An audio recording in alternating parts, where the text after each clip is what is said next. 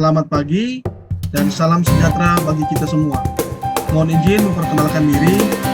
Dengan saya mahasiswa Alvandro Georgia, kelas IFB 2X dengan mata kuliah Arsitektur dan Organisasi Komputer. Pada pagi hari ini, saya akan menjelaskan materi presentasi yang sudah diberikan kepada saya yang berjudul Evolusi dan Kinerja Komputer. Mari kita mulai.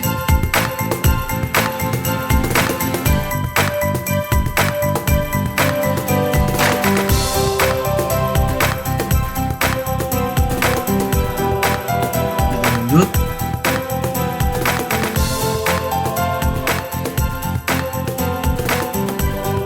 Tujuan: 1. Menjelaskan tentang sejarah teknologi komputer. 2. Menjelaskan jenis-jenis rancangan sistem komputer pada tahap generasi komputer. 3. Menjelaskan teknik alat yang digunakan untuk mencapai kinerja komputer yang seimbang dan efisien. 4. Menjelaskan perkembangan teknik. Kita mulai sebelum tahun 1940. Sejak 50.000 tahun sebelum Masehi, manusia berhitung dengan alat-alat seadanya. Mereka menggunakan tangan, tulang-tulangan, batu-batuan, dan tangkai kayu untuk menyimpan catatan hitung-hitungan. Seiring dengan semakin besarnya peradaban manusia, maka hitung-hitungan juga semakin besar. Pada tahun 3400 sebelum Masehi, bangsa Mesir menciptakan simbol untuk angka 10.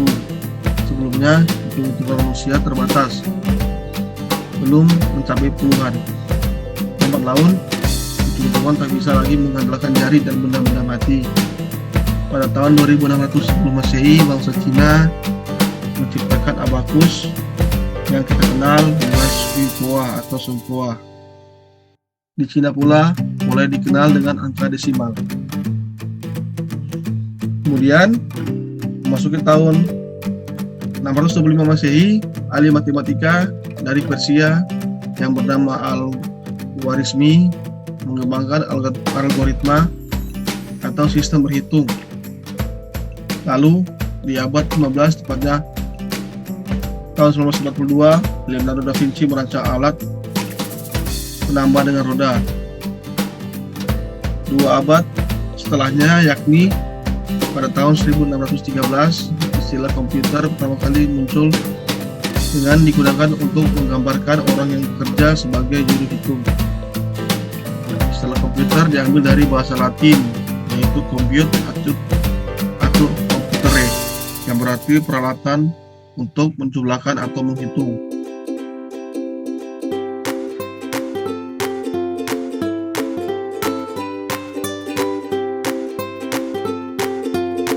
Ilmuwan Blaise Pascal pada 1642 juga menciptakan mesin yang bisa menjumlahkan, mengurangi, dan menambahkan angka.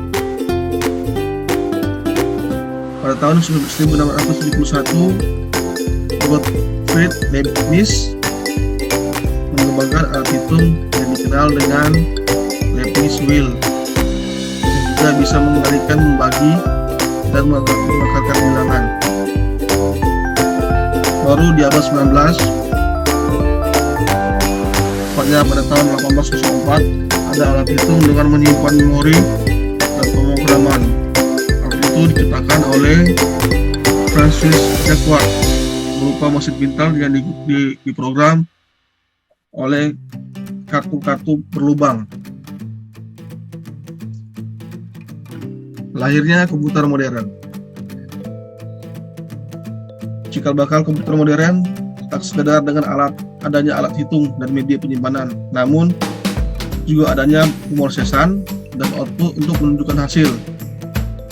Di tahun 1862, Charles Babbage berhasil membuat difference engine yang mampu menambah, mengurangi, menggali, dan membagi bilangan 6 digit. Alat ini juga mampu menyelesaikan suatu persamaan. Menjelang abad ke-20, yakni pada tahun 1890, Hermann Hollerith menciptakan mesin yang mampu merekam dan menyimpan informasi di kartu berlubang. Mesin ini digunakan oleh sensus penduduk Amerika Serikat untuk menyusun statistik, tabulasi dari ciptaan data sensus. Mesin tabulating machine company ini kelak menjadi perusahaan yang kita kenal sebagai IBM. Kemudian pada tahun 1918, Arthur Celsius menciptakan mesin yang bernama Enigma. Mesin ini berbentuk seperti mesin tik di tahun yang sama. Dibentuk juga oleh American National Standard Institute atau ANSI. Komputerisasi tak lagi digunakan untuk menghitung, namun juga untuk mengetik, menyimpan data, dan memecahkan kode.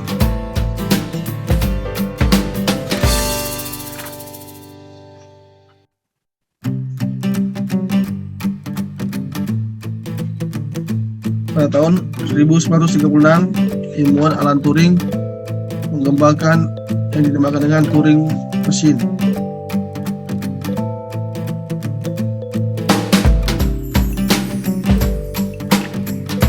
Pada tahun 1939, Atanasoff Berry Computer dan Iowa State dari Iowa State College yang dari 1937 hingga 1939 menciptakan komputer elektronik yang mampu menyelesaikan persamaan linear. Setelah itu, perkembangan sejarah komputer memasuki abad baru dengan munculnya komputer modern. Setelah tahun 1940.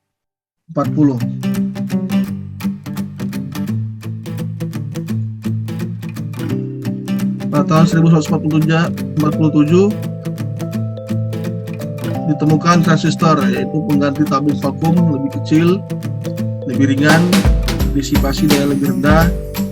Solid state drive terbuat dari silikon sand ditemukan pada tahun 1947 di lab Bell, William Shockley et al.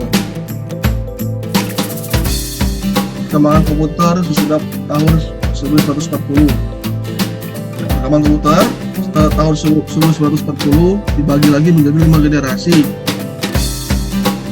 yaitu komputer generasi pertama pada tahun 1940-1959, komputer generasi kedua 1999-1964, ketiga 1964 sampai awal tahun 80-an, generasi keempat awal tahun 80-an sampai dengan sekarang, komputer generasi kelima yaitu masa depan. Komputer generasi pertama ini menggunakan tabung vakum untuk memproses dan menyimpan data. Ia menjadi cepat panas dan mudah terbakar. Oleh karena itu, ribu-ribu tabung vakum diperlukan untuk menjalankan operasi keseluruhan komputer. Ia juga memerlukan banyak tenaga elektrik yang menyebabkan gangguan elektrik di kawasan sekitarnya. Komputer generasi pertama ini 100% elektronik dan membantu para ahli dalam menyelesaikan masalah perhitungan dengan cepat dan tepat. Beberapa komputer generasi pertama yaitu pertama ENIAC yang akan kita bahas pada slide ini. Contoh kedua EDVAC komputer, ketiga EDSEC komputer, keempat UNIVAC komputer. ENIAC komputer Electronic Numerical Integrator and Calculator dirancang oleh Dr. John Macaulay dan Prospector Eckert pada tahun 1996. Komputer generasi ini sudah mulai menyimpan data yang dikenal dengan konsep penyimpanan data storage atau program konsep yang dikemukakan oleh John Feuermann. Ini adalah detail ENIAC pada generasi pertama, Electronic Numerical Integrated Computer Eckert Macaulay, dimulai pada tahun 1943 yang selesai pada tahun 1956. Digunakan sampai tahun 1955. Desimal 20 akumulator masing-masing menampung 10 digit desimal. Diprogram secara manual dengan switch yang memiliki 18.000 tabung, beratnya sebesar hampir 30 ton dengan memiliki diameter besar 15.000 meter persegi yang memakan konsumsi daya 4.400 kW dengan pelaksanaan operasi 5.000 operasi per detik. Ini merupakan contoh komputer ENIAC bersumber dari Wikipedia.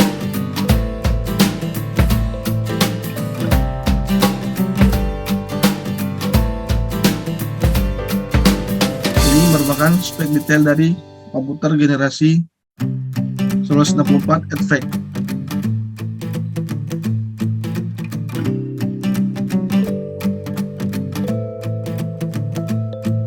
Arsitektur PDP-8 sangat berbeda dengan IBM, terutama bagian sistem bus.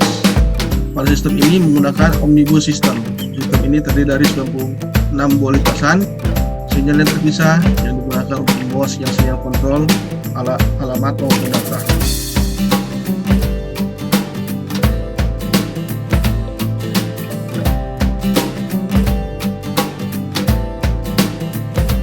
Konsol controller, CPU, main memori, IO modul,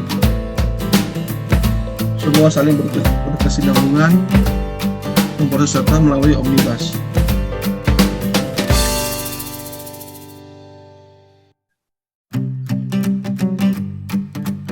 Menggunakan memori pada tahun 1970 ditemukannya memori semikonduktor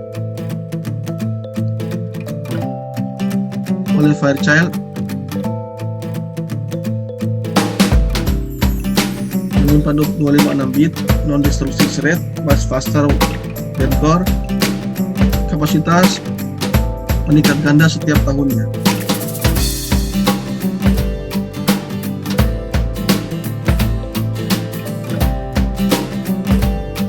Transistor base pada komputer pada mesin kedua. NCA dan RCA membuat small transistor mesin pada mesin IBM 7000. Dibuat PDP-1.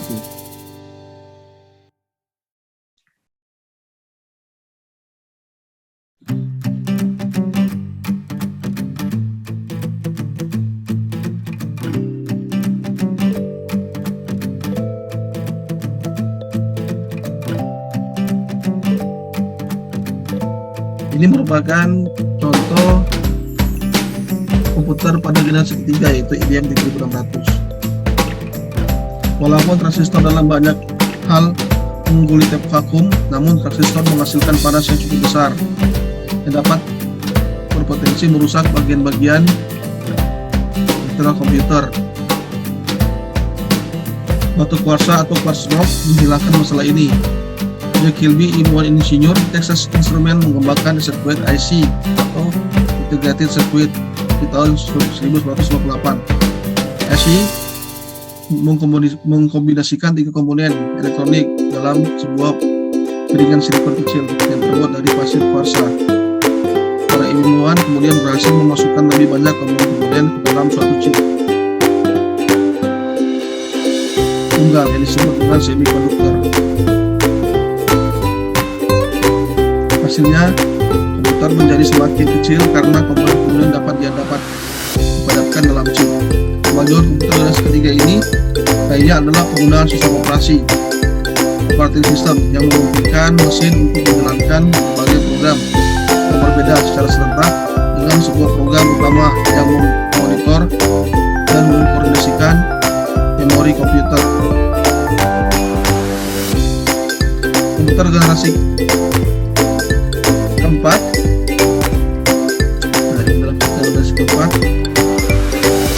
setelah IC, tujuan pengembangan menjadi lebih jelas, menghasilkan komponen elektrik large scale atau LSI dapat membuat ratusan komponen dalam sebuah chip. Pada tahun 1980-an, FLSI membuat ribuan komponen dalam sebuah chip.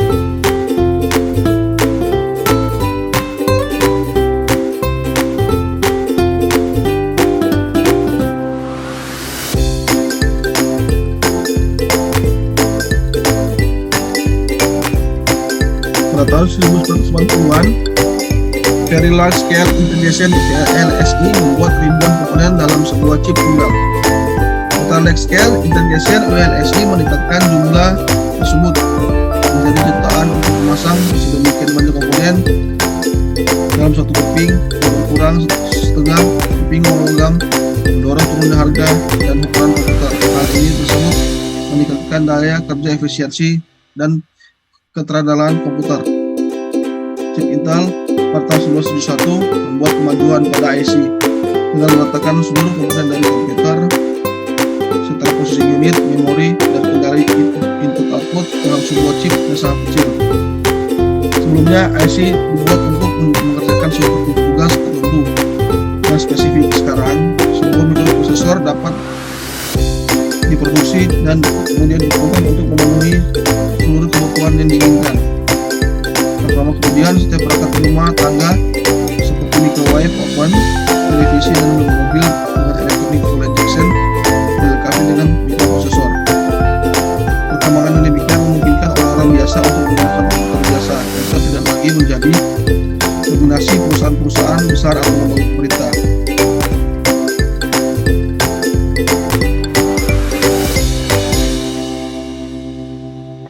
Dan kemudian pada pertengahan tahun 1970, perakit-perakit komputer menawarkan produk-produk mereka ke masyarakat umum. Komputer ini yang disebut mini komputer dijual dengan paket garansi lunak yang digunakan oleh kalangan awam. Dan terlunak paling komputer pada saat itu adalah program word processing dan spreadsheet. Pada tahun 1981, IBM memperkenalkan penggunaan personal komputer untuk penggunaan di rumah, kantor, dan di sekolah. Jumlah PC yang digunakan melonjak dari 2 juta unit di tahun 1985 81 menjadi 55 juta unit, 5,5 juta unit di tahun 1985. Setelah 10 tahun kemudian, 65 juta PC digunakan. Komputer melanjutkan evolusinya menuju ukuran yang lebih kecil dari komputer yang berada di atas meja, desktop komputer, menjadi komputer yang dapat dimasukkan ke dalam tas, yaitu laptop, atau bahkan yang digunakan dengan digenggam, palm top.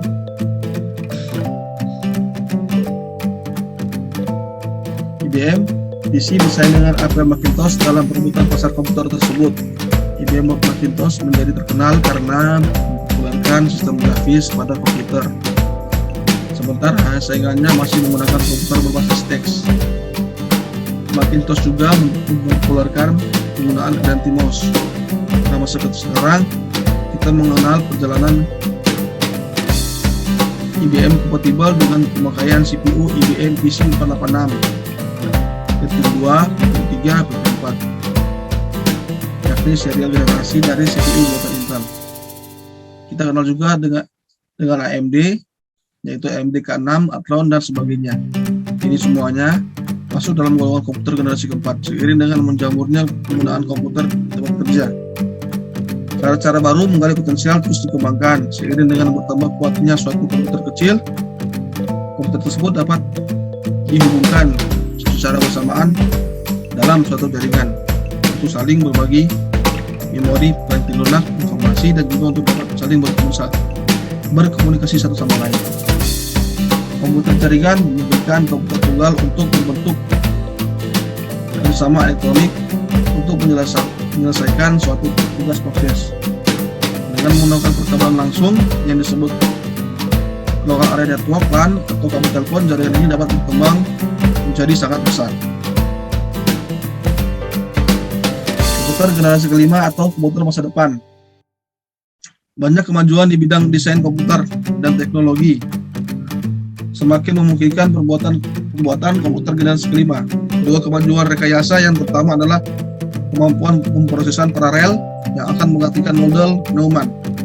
Model Neumann akan digantikan dengan sistem mampu yang mengkoordinasikan banyak CPU untuk bekerja secara serempak. Kemajuan lain ini adalah teknologi superkonduktor yang memungkinkan aliran elektrik tanpa ada hambatan apapun, yang nantinya dapat mempercepat kecepatan informasi data. Jepang adalah negara yang terkenal dalam sosialisasi jargon dan proyek komputer generasi kelima. Lembaga ICOT, Institute for New Technology, Computer Technology, juga dibentuk untuk merealisasikannya proyek tersebut. banyak kabar yang menyatakan bahwa proyek ini telah gagal. Namun beberapa informasi lain mengatakan bahwa keberhasilan proyek komputer generasi kelima ini akan membawa perubahan baru paradigma komputerisasi di dunia. Kita tunggu informasi mana yang lebih valid dan membuahkan hasil.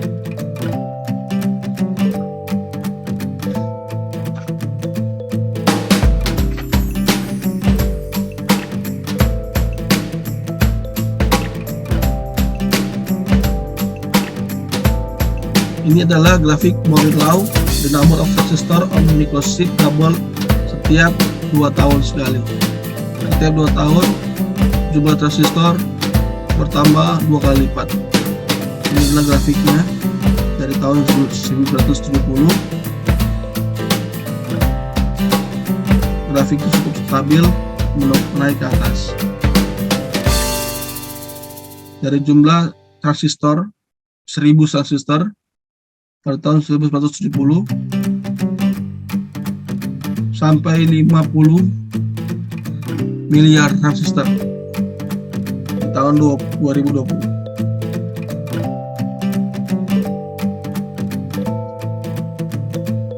Moore's Law, kepadatan komponen dalam sebuah chip meningkat. Gordon Moore, co-founder of Intel, jumlah transistor dalam chip menjadi 2 kali lipat tiap tahunnya. Sejak 1970, perkembangan agak lambat. Jumlah transistor menjadi 2 kali dalam sebuah chip, perkembangan hampir 18 bulan. Harga chip rata-rata tetap tidak berubah. Higher patching density berarti jalur elektronik lebih pendek, kemampuan semakin meningkat. Ukuran lebih mengecil dan meningkatkan fleksibilitas yang bisa mengurangi daya dan membutuhkan pendingin. Beberapa interkoneksi meningkat reliabilitas. Ini adalah kesimpulan perkembangan generasi dan komputer dari sudah tahun 1940 sampai dengan sekarang. Tabung vakum dari tahun 1946 sampai tahun 1997. Pengembangan transistor pada tahun 1968 sampai 1964. Small scale integration pada tahun 65 up to 1000 alat di chip. Medium scale integration sampai dengan tahun 1971 100 sampai 3000 device di dalam chip. Large scale integration pada tahun 1971 sampai dengan 1977 dari 3000 sampai 100.000 device pada chip. FLSI pada tahun 1978 100.000 sampai dengan 100 juta device pada chip. Ultra large scale integration mencapai lebih dari 100 juta device dalam chip. Kesimpulan secara singkat, komputer dimulai dari tabung, kemudian transistor, IC, dan VLSI. Kinerja sebuah sistem komputer merupakan hasil proses dari seluruh komponen komputer yang melibatkan CPU, memori utama, memori sekunder, bus, dan peripheral.